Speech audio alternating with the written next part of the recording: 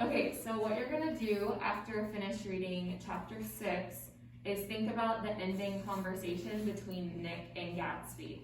So, for example, there's a part where they're having a conversation toward the very end, and Gatsby says, or I'll actually go back a little bit. Nick says, "I wouldn't ask too much of her," I ventured. "You can't repeat the past."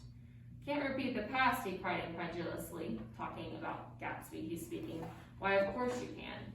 And it kind of talks about what he's talking about, right? So I want you to maybe reread that part so you can look back at it.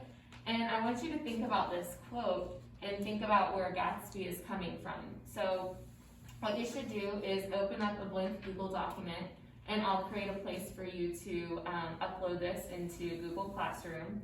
It's just like a quick writing assignment, something to get you thinking more in depth about Gatsby and kind of where he's at mentally. So I want you to think about this and write about this. So what does Gatsby want from Daisy? Like, what does he want from her? What is he asking of her? What does it mean when Nick said, "I wouldn't ask too much from her"? What does he desire? So is this realistic or morally okay?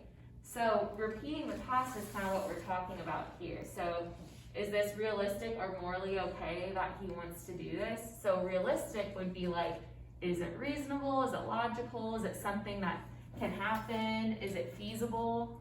And then morally okay, what does it mean? Like, what are morals? What does that mean? What if something is moral, what does that mean? Or ethical?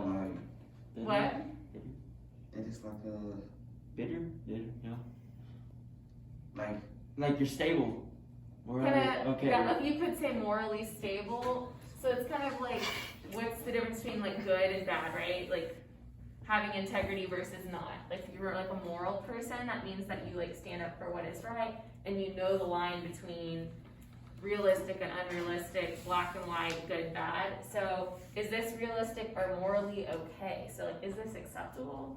Have you ever desired to repeat the past or recreate the past?